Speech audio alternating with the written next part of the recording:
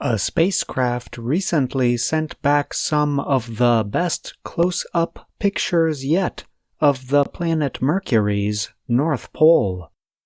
The European and Japanese robotic explorer went as close as 295 kilometers above Mercury's night side before passing directly over the planet's North Pole.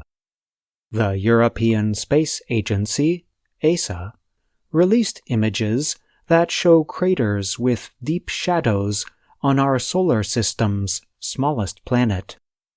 ESA noted that the edges, or rims, of the craters called Prokofiev, Kandinsky, Tolkien, and Gordimer create permanent shadows.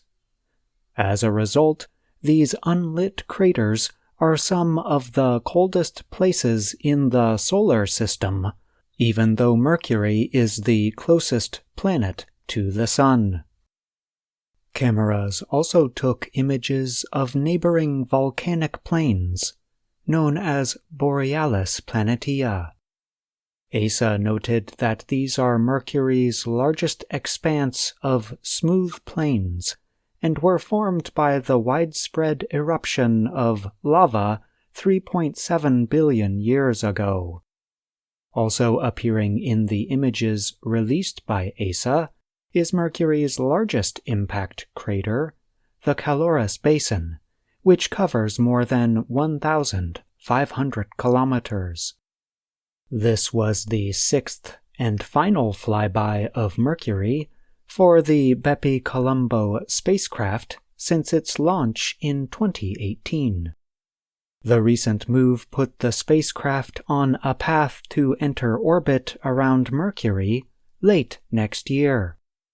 The spacecraft holds two orbiters, one from Europe and the other from Japan, that will circle the planet's poles. In a statement on its website, ESA noted that Mercury, a small dry planet, is the least explored planet of the inner solar system. Learning more about Mercury will shed light on the history of the entire solar system. The spacecraft is named for the late Giuseppe Bepi Colombo, an Italian mathematician. Colombo played a part in NASA's Mariner 10 mission to Mercury in the 1970s and, 20 years later, in the Italian Space Agency's special satellite project that flew on the U.S. Space Shuttle. I'm John Russell. A spacecraft recently sent back some of the best close-up pictures yet of the planet Mercury's North Pole. The European and Japanese robotic explorer went as close as 295 kilometers above Mercury's night side